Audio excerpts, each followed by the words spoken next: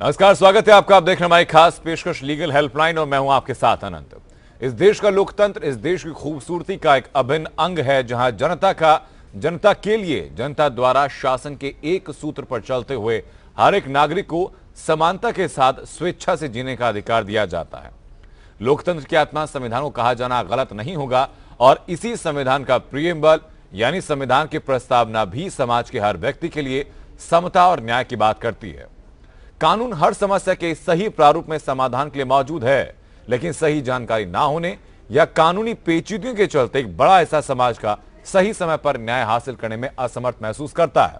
और इसी अंतर को खत्म करने के लिए इंडिया लीगल रिसर्च फाउंडेशन के इनिशिएटिव लीगल हेल्पलाइन में हम लोग यहां मौजूद हैं, आपकी हर कानूनी समस्या में आपकी बेहतर कानूनी सलाह के लिए। और आज जिस विषय के साथ आपके सामने हम लोग हाजिर हैं वह है सीआरपीसी की धारा 156 क्लॉज 3 के तहत क्या है कानूनी प्रावधान।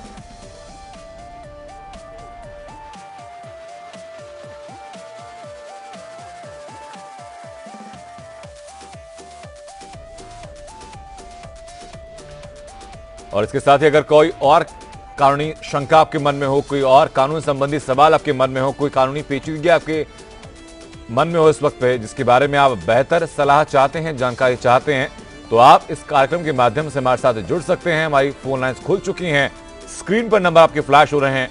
इन नंबर पर फोन करके आप सीधे हमारे इस कार्यक्रम का हिस्सा बन सकते हैं। जो आज का सवाल है कि सीआरपीसी की धारा 156(3) में क्या प्रावधान है इस बारे में, या इसके अलावा कुछ और आपके जहन में समस्या है जिसमें कानूनी सलाह आप चाहते हैं, तो वो आप हमसे साझा कीजिएगा। हमारे साथ एक्सपर्ट पैनल होगा, उस पैनल की सलाह से, उनकी सहायता से आपको बेहतर कानूनी सलाह हमारी तरफ से इस मंच के माध्यम से आपको जरूर पहुंचाई जाएगी।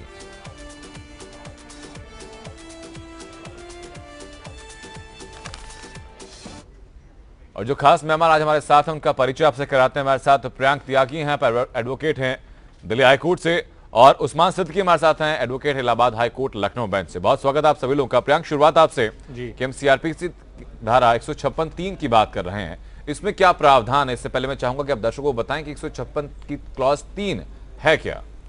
ये सीआरपीसी 1973 के तहत सेक्शन 156(3) सीआरपीसी में प्रोविजन ये है, अगर किसी व्यक्ति के साथ जो शिकायत करता है कोई घटना या अपराध घटित हुआ है और वो उस संदर्भ में पुलिस थाने में जाता है और अपनी एक एप्लीकेशन देता है एफआईआर लॉज होने के रूप में जी। और वहां पर उसकी वो एप्लीकेशन रिसीव कर ली जाती है, लेकिन एफआईआर लॉज नहीं की जाती, तो उस तहरीर कहते हैं, तहरीर बोलते हैं, लेकिन एफआईआर नहीं लिखी है। और जो तहरीर देता है उसको रिसीविंग करके वो वापस दे देते हैं। 2-3 बार चक्कर काटने के बाद भी अगर एफआईआर लॉज नहीं होती है तो वो जो जिला का कप्तान है, एसएसपी या डीसीपी है, वहां जाकर वो अपनी गुहार लगाते हैं। और अगर वहां भी नहीं होती है तो उसी को ध्यान में रखते हुए सीआरपीसी में 156(3) का प्रोविजन ऐड किया गया है, जिसमें वो अपनी एक एप्लीकेशन जो संदर्भ जो घटना उसके साथ घटित हुई है उसका विवरण देते हुए और जो एप्लीकेशन उसने थाने में दी है उसको एंडोर्स करते हुए और एक उसके साथ एफिडेविट लगाते हुए वो 156(3) की एप्लीकेशन कंसर्न मजिस्ट्रेट के यहाँ मूव करेगा जी। और मजिस्ट्रेट जो है उस पर संज्ञान लेते हुए स्टेटस रिपोर्ट कॉल करेगा पुलिस थाने से, और जो है अगर फैक्ट्स और सर्कमस्टांसेस को देखते हुए मामला लगता है कि यहाँ जेन्युइन है और घटित हुआ है तो वो एफआईआर होने के आदेश जो है ऑफिसर इंचार्ज को दे। उस्मान सिद्दीकी, मैं जानना चाहूंगा आपसे इसी संबंध में कि क्या किन मामलों में ऐसा सामने आता है कि एफआईआर लॉन्च नहीं की जा रही। क्या अगर पुलिस का डिस्क्रिप्शन भी होता है कि आपको अगर मामला लगता है कि इतना पेचीदा नहीं है या इसमें जरूरत नहीं है एफआईआर की, तो पुलिस मना कर सकती है, या फिर कोई एक्सटर्नल प्रेशर भी होते हैं जिसकी वजह से एफआईआर करने से मना हो जाती है।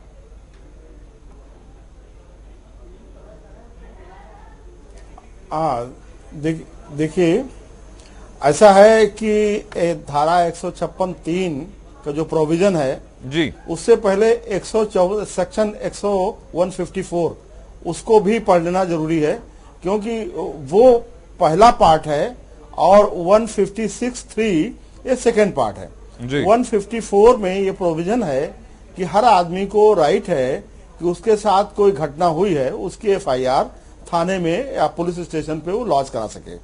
लेकिन अगर लॉज नहीं होती है तो 154(3) में ये प्रोविजन है कि वो एप्लीकेशन एसपी को फॉरवर्ड करेगा और एसपी उस पर इन्वेस्टिगेशन खुद भी कर सकते हैं या इन्वेस्टिगेशन का ऑर्डर कर सकते हैं जी। लेकिन ऐसी हालत हो, तमाम दबाव हो थाने पे, पुलिस पे, एसपी पे, वो एफआईआर इसके बावजूद भी ना दर्ज हो पाती हो, तब उसके लिए प्रोविजन दिया गया है 156(3). 156(3) में यह है कि कोई भी आदमी जब एग्रीव्ड है, उसकी एफआईआर नहीं लॉन्च हुई है, उसने थाने में अप्रोच किया, एसपी को अप्रोच किया, वो निराश होकर फिर वो कोर्ट में आता है, कोर्ट में एप्लीकेशन विद एफिडेविट देता है और अपनी घटना का पूरा ब्यौरा देते हुए वो पोजीशन नरेट करता है। उस पे जुडिशियल मजिस्ट्रेट सुनवाई करने के बाद एफआईआर इन्वेस्टिगेशन का ऑर्डर कर सकते हैं और उसको ऑर्डर करके उसको एफआईआर लॉन्च करवा सकते हैं और उस पे इन्वेस्टिगेशन स्टार्ट हो जाएगी। 156(3) बेसिकली ये सप्लीमेंट है 154 का। 154 में जो कार्रवाई नहीं हो पाती है वो 156(3) में होती है। ठीक है, लेकिन प्रियांक मैं जानना चाहूंगा आपसे कि अगर कभी खुदा ना खास्ते होता है कि एफआईआर लगने से मना कर दिया जाता है, नहीं लिखी जाती है, कोर्ट में आप सीधा जाना चाहते हैं, तो क्या जरूरी है कि पहले आप एसएसपी के पास जाएं या सीधा प्रावधान रहता है कि आप पहले कोर्ट में चले जाएं? नहीं, उसके लिए प्रोविजन ये है कि जो प्राइमा फेसी ऑफेंस देखा गया है, अगर आपके साथ कोई प्रॉब्लम है या कोई अपराध घटित हुआ है तो सबसे पहले जो है आपको एक एप्लीकेशन जो है कंसर्न थाने में मूव करनी होगी। 156(3) के अलावा भी एक प्राइवेट केस हम इसमें फाइल कर सकते हैं जहां सेक्शन 200 सीआरपीसी लागू होता है। उसमें आप जो आपके साथ ऑफेंस हुआ है उसका एक पूरा डिटेल देते हुए, उसमें एफिडेविट एनक्लोज करते हुए और साथ में लिस्ट ऑफ विटनेस आपको कोर्ट में मूव करनी होगी। कोर्ट उसमें जो है ऑथ दिलवाकर कंप्लेनेंट का स्टेटमेंट रिकॉर्ड करेगा और जो उसके सपोर्टिव विटनेस हैं उनका स्टेटमेंट रिकॉर्ड करेगा और कोर्ट को अगर फैक्ट्स एंड सर्कमस्टांसेस देखकर महसूस होता है कि हाँ ये prima facie case made out होता है तो उसमें समनिंग ऑर्डर वो पास करके एक्यूज को जो है नोटिस इशू कर देगा। ठीक है, लेकिन उस्मान सिद्दीकी साहब, आप सीधा कोर्ट में जाते हैं तो प्रावधान क्या रहता है? क्या सीधा जो वादी है या क्या करता है वो सीधा कोर्ट में जा सकता है अपनी शिकायत लेकर, कि वकील के माध्यम से आपको जाना होगा? तरीका क्या रहता है? नहीं, प्रोसीजर है कि अपने इंडिविजुअल भी मूव कर सकता है, लेकिन चूंकि कोर्ट का एक प्रोसीजर है और वो प्रोसीजर उसमें टेक्निकलिटीज भी हैं, तो बेटर पोजीशन ये बनती है कि थ्रू काउंसिल उसको मूव करें, क्योंकि थ्रू काउंसिल मूव करेंगे तो उसमें कानूनी पॉइंट हैं, कानूनी उसमें कुछ नुक्ते हैं जिनको वो प्रॉपर ढंग से वहां पे रेज कर सकता है। जी, प्राइवेट अगर कोई लीगली साउंड है, प्राइवेट इंडिविजुअल भी, तो कहीं बाढ़ नहीं है कि वो नहीं कर सकता है, वो भी कर सकता है। बेसिक चीज है कि आपका satisfaction of the magistrate necessary है। आप मजिस्ट्रेट को कैसे सेटिस्फाई करेंगे कि उनको ये पता, वो सेटिस्फाई हो जाए इस पॉइंट पे कि आपके साथ जो घटना हुई है वो सही हुई है और उसका इन्वेस्टिगेशन होना चाहिए जी। तो उस सेटिस्फेक्शन के लिए आप चाहे तो काउंसिल की हेल्प ले सकते हैं, लेकिन इंडिविजुअली भी कर सकते हैं, कई बार नहीं। ठीक है, तो क्या प्रियांक इस मामले में सीधा वादी के पास ये अधिकार मिल जाता है कि आप अपनी, अगर थाने में आपकी सुनवाई ना हो रही है, उसका कारण चाहे जो भी हो, चाहे पुलिस वालों की शिथिलता हो या फिर एक्सटर्नल प्रेशर हो, कोई भी कारण हो सकता है उस चीज का, उस कारण पर ना जाते आप सीधा कोर्ट जाएं, वहां से आपको जरूर अधिकार मिलेगा कि पुलिस कम से कम एफआईआर आपकी लिखेगी, ये सुनिश्चित हो जाता है? बिल्कुल हो जाता है। 156(3) में यही प्रोविजन दिया हुआ है कि अगर आपकी एफआईआर थाने में लॉन्च नहीं हो रही है तो आप 156(3) के तहत मजिस्ट्रेट के यहाँ, कंसर्न मजिस्ट्रेट के यहाँ एप्लीकेशन मूव कर सकते हैं। मजिस्ट्रेट उस एप्लीकेशन पे जो है कंसर्न पुलिस स्टेशन से जो है स्टेटस रिपोर्ट तलब करेगा कि आप इसमें क्यों एफआईआर लॉन्च नहीं कर रहे हैं, और उन ग्राउंड्स को कंसीडर करते हुए जुडिशियल मजिस्ट्रेट जो है ऑफिसर इंचार्ज को, पुलिस स्टेशन को डायरेक्शन दे सकता है कि आप एफआईआर लॉन्च करें और इन्वेस्टिगेशन इसमें पार्ट करें। ठीक है, लेकिन कई दफा हम लोग ये भी देखते हैं उस्मान सिद्दीकी कि एफआईआर दर्ज होने के बाद भी जो इन्वेस्टिगेशन ऑफिसर होता है उसकी कार्यप्रणाली से जो याचिका करता है पूरी तरीके से संतुष्ट नहीं होता है, क्योंकि पहले अगर उसी थाने से एफआईआर मना कर दी गई है और मजिस्ट्रेट के आदेश पर एफआईआर दर्ज की जाती है, तो जाहिर तौर पर इंसानी स्वभाव है कि हो सकता है, संभावना रहती है कि काम में थोड़ी शिथिलता आ जाए। तो क्या उस संबंध में जो याचिका करता है, जो वादी है, वो क्या कर सकता है? देखिए, इसमें यह है कि जो क्वेश्चन आपने रेज किया कि एक बार हम थाने गए, हमारी एफआईआर लॉन्च नहीं हुई है जी, हम एसपी को भी गए, अप्रोच किया, उसके बाद भी नहीं हुई, तब हम 156(3) हमने एक जांच किया, जी। कोर्ट का ऑर्डर होता है और एफआईआर लॉन्च करने के लिए और इन्वेस्टिगेशन के लिए। तो देखिए पुलिस में होता क्या है कि इन्वेस्टिगेटिंग एजेंसीज बड़ी है।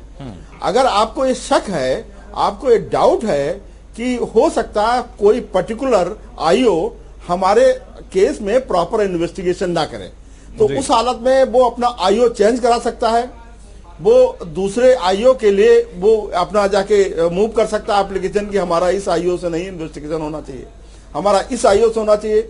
इवन थाने से भी चेंज हो सकता है आपका इन्वेस्टिगेशन, एक थाने से दूसरे थाने में भी हो सकता है। तो ये इसके लिए आपको मजिस्ट्रेट के यहाँ जाके ऑपरेशन लेके उसको ऑर्डर करना पड़ता है। ठीक है सर, मैं लौटूंगा आपके पास। इसको प्रोविजन है, यहाँ भी प्रोडक्शन है, ऐसा नहीं। मैं लौटूंगा सर आपके पास, इस बारे में और गूढ़ जानकारी आपसे हम लोग लेंगे इस बारे में। इस वक्त बनारस से चंदन कुमार हमारे दर्शक अंदर जुड़ चुके हैं। चंदन, अपनी बात आप चंदन रखें, कैसे आपकी सहायता हम लोग कर सकते हैं? Hello sir. जी हेलो सर, आवाज आ रहा है मेरा? बिल्कुल चंदन, आपकी आवाज पहुंच रही है हम तक। सर इसे मेरे दादा की संपत्ति थी, मतलब मकान था एक। तो उससे मेरे पिता का नाम मतलब चाह नहीं था उस पर, तो मेरे दादा एक्सपायर कर गए थे। मेरे पिता क्या मकान बेच सकते हैं इसको? क्या आपकी आवाज अपना सवाल एक बार दोहराएं चंदन। जैसे मेरे दादा का मकान को मेरे पिता बेच सकते हैं, इसमें हम लोग का क्या हक है? मतलब आपके दादा की जो संपत्ति थी, क्या वो किसके नाम हुई बात? क्या वो दादा के नाम नहीं कि आपके पिताजी के नाम? नहीं, पिताजी के नाम हुआ नहीं मतलब। अच्छा, तो मेरे पिताजी को सेल कर सकते हैं, मतलब बेनामा कर सकते हैं उसका। आप चाहते हैं खुद करें कि आपके पिताजी? नहीं, हम चाहते नहीं, मतलब मेरा पूछना है पिता कर सकते हैं कि नहीं, वो कानूनी हक है कि नहीं? आपके पिताजी जीवित हैं अभी? हाँ जीवित है। ठीक है प्रियंक, मैं आपके पास आऊंगा इस बात को लेकर कि दादा की संपत्ति थी, दादा नहीं रहे इस दुनिया में, तो इनके पिताजी के पास क्या अधिकार होता है कि बिना उनके नाम किए प्रॉपर्टी ट्रांसफर हुए भी उनका अधिकार उस पर रहे? उसमें ये मेरी ये सलाह है, जैसे इनके दादाजी इस दुनिया में नहीं है और उनकी संपत्ति है, तो उसके बाद जो है ऑटोमेटिकली जो है वो प्रॉपर्टी इनके फादर को ट्रांसफर हो जाएगी। एक परिवार रजिस्टर होता है, उसमें इनके दादाजी का डेथ सर्टिफिकेट इनको वहां लगवाना होगा और तहसीलदार स्तर पे जाकर जो है जो इनके फादर हैं उस प्रॉपर्टी के वो उस पे नाम उनका दर्ज हो जाएगा।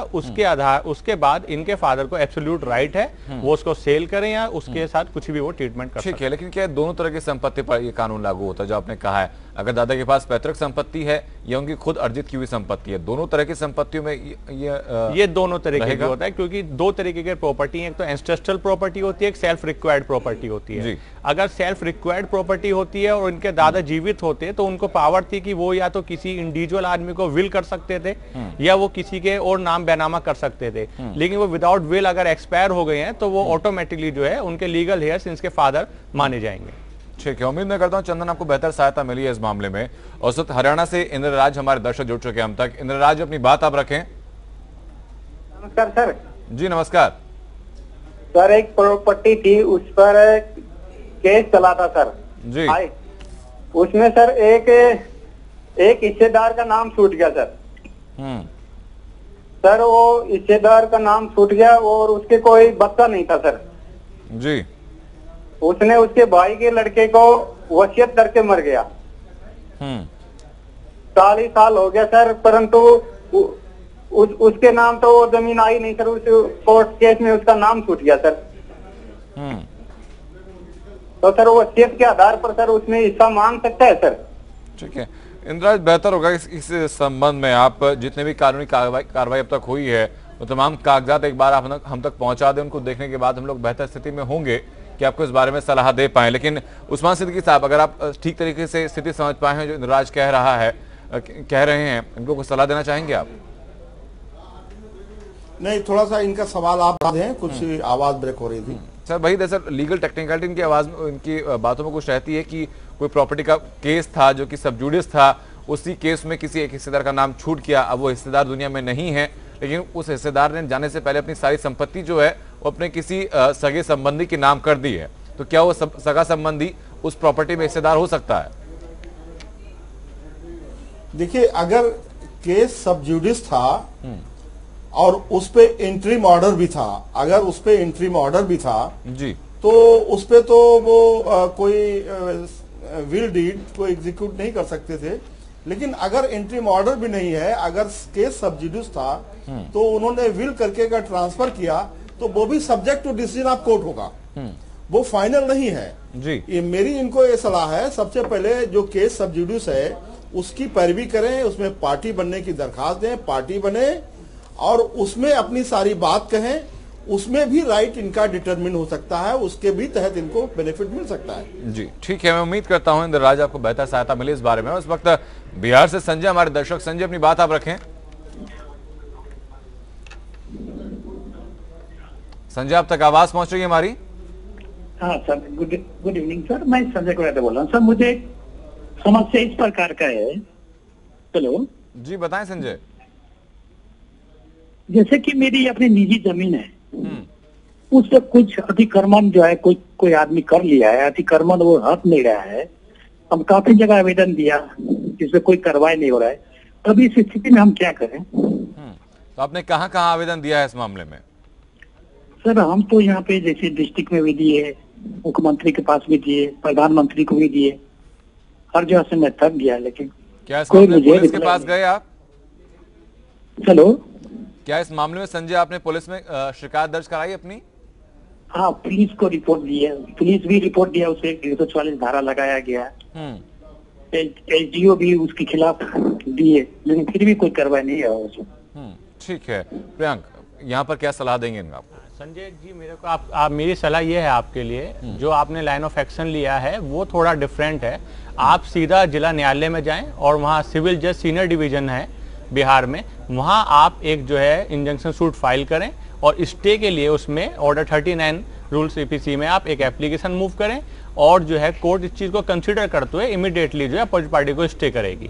चाहे वो स्टेटस क्यू का ऑर्डर करे या इंटरिम का ऑर्डर करे, वो आपको इमीडिएटली रिलीफ वहां से कोर्ट से मिल जाएगा। ठीक है, लेकिन इनके मुताबिक जो पुलिस की तरफ से अभी तक ढिलाई हुई है, क्या उसके लिए भी पुलिस जवाबदेह होगी कोर्ट के माध्यम से? आनंद जी, जैसा देखा गया कि सिविल मैटर है, तो सिविल मैटर में जो है सीपीसी के अंतर्गत हमको जो है स्टे का प्रोविजन दिया हुआ है, वो इसीलिए दिया गया है। अगर किसी की प्रॉपर्टी में कोई इनहेरेंट मिसयूज करता है तो उसके लिए आप इमीडिएटली कोर्ट को अप्रोच करें और कोर्ट आपको इमीडिएटली रिलीफ देगी और पुलिस को भी डायरेक्शन देगी। ठीक है सर, इस वक्त बिहार से मोहम्मद अली हमारे दर्शक।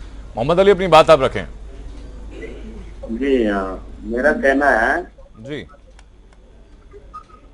हाँ जी, मेरा कहना है कि एक डायरी मांग चुकी है थाने से और थाना उस डायरी को नहीं भेज रहा है, तो क्या जिला जज का हेलना नहीं हो रही है? आपकी आवाज हम तक साफ नहीं पहुंच पा रही है। बहुत शुक्रिया आपका हम तक जुड़ने के लिए, लेकिन आपका नंबर हम तक जरूर पहुंच गया है। इंडिया लीगल रिसर्च फाउंडेशन की टीम आपको जल्द कॉल करेगी, आपकी समस्या जानकर बेहतर सलाह आपको इस बारे में जरूर दी जाएगी। लेकिन उस्मान सिद्दीकी साहब, मैं जानना चाहूंगा आपसे, क्या 156(3) को एक आम आदमी के लिए एक बेहतर हथियार के तौर पर कहना सही होगा? क्योंकि कई दफा देखा हम लोगों ने, खासकर कि छोटे शहरों में या गांव देहात के इलाकों में, कि पुलिस की कई दफा मनमानी सामने आती है या कई दफा से एक्सटर्नल प्रेशर इतना आ जाता है कि पुलिस अपना काम करने में थोड़ा सा असमर्थ महसूस करती है। तो उन तमाम चीजों से निजात पाकर अब लोगों के पास ये हथियार है 156(3) का कि वो सीधा कानून की सहायता ले सकता है।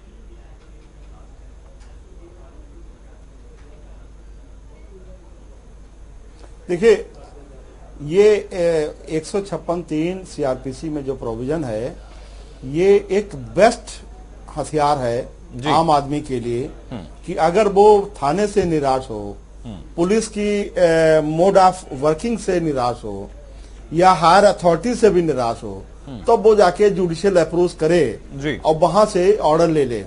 और अगर कहीं उसको इस ऑर्डर के बाद भी लगता है कि इन्वेस्टिगेशन उसका अफेक्ट करेगा या प्रभावी होगा, प्रभाव कहीं से पड़ेगा या प्रभावित होगा, इस हालत में उनको चाहिए कि उसमें ट्रांसफर एप्लीकेशन मूव करके एक अपना आईओ बदलवा सकते हैं, आईओ चेंज करा सकते हैं। अगर इस पे जुडिशियल मजिस्ट्रेट इस पे एप्रोप्रिएट ऑर्डर नहीं करता है तो उसके लिए भी फोरम है, ये जाके 482 में या रिवीजन में उस बात को कह के वहां से भी करवा सकते हैं। तो यहाँ पे बहुत राइट है, अपील में भी ऑर्डर है, आपके थ्रू एप्लीकेशन में डायरेक्ट ऑर्डर है। अगर जहां भी एग्रीड हो आगे जाके उसको करवाएंगे, कोई उसमें प्रॉब्लम नहीं, ये उनका राइट है। जी ठीक है, लेकिन प्रियांक ये भी कई दफा सामने आया कि कानून का दुरुपयोग भी होता है। कोई व्यक्ति कोई झूठी शिकायत दर्ज कराने के लिए 156(3) का प्रयोग करता है, मजिस्ट्रेट ये पकड़ लेता है कि ये शिकायत झूठी है या फिर मोटिवेटेड है किसी पर्सनल बेनिफिट से, तो उस मामले में कार्रवाई क्या होती है?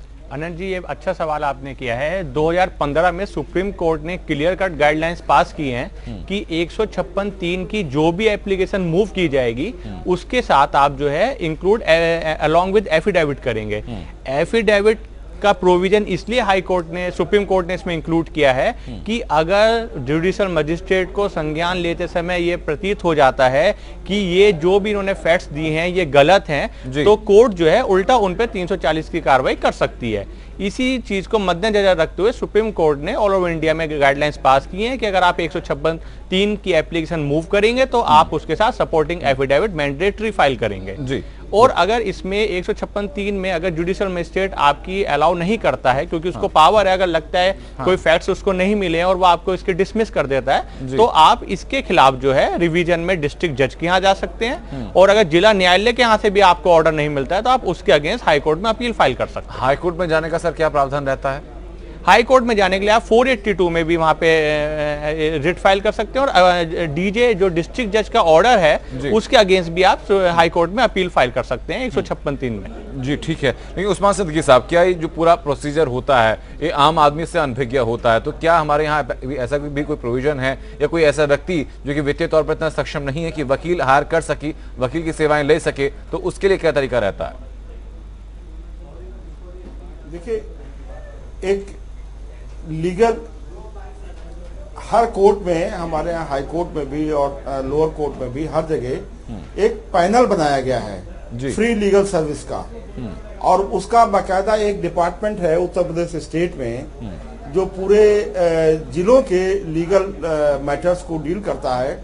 उनके नॉमिनेटेड काउंसिल्स में वो उनसे जाके कंसल्ट कर सकता है, उनसे अप्रोच कर सकता है और उसको फ्री लीगल एड वहां से प्रोवाइड होती है, वो उसको अवेल कर सकता है जी। अदरवाइज देखिए 156(3) की एप्लीकेशन विद एफिडेविट का पर्पज ही यही है जी कि कोई फर्जी या झूठी एप्लीकेशन लगा के किसी को ना फंसा दे, उसका पर्पज ही यही है। और अगर ऐसा करता है, झूठा एफिडेविट लगा करता है, तो उसका पनिशमेंट भी प्रोवाइडेड है, उसको पनिश भी किया जाएगा। और इसमें देखिए मजिस्ट्रेट भी कभी कभी ऐसा होता है कि एक कुछ % चांस पे मान सकते हैं कि मजिस्ट्रेट से आपको सुटेबल ऑर्डर या आप जो उम्मीद करें वो ऑर्डर नहीं मिल पाया, कोई रीजन हो सकता है, आई डोंट नो। उस हालत में आप रिवीजन कर सकते हैं, हाई कोर्ट में 482 पिटीशन फाइल कर सकते हैं और उसके अगेंस्ट में आप ऑर्डर पास करा सकते हैं। बिल्कुल ठीक है सर, बहुत बहुत शुक्रिया जी। चर्चा को विराम हमको यहाँ पे देना होगा सर। बहुत बहुत शुक्रिया प्रियांक त्यागी और उस्मान सिद्दीकी साहब, आपका हम तो जुड़ने के लिए, उस बारे में बेहतर जानकारी दर्शकों तक पहुंचाने के लिए। यानी 156(3) आपके हाथ में हथियार जरूर है, लेकिन संभल कर इस्तेमाल कीजिएगा, दुरुपयोग हुआ तो सजा भी हो सकती है। नमस्कार।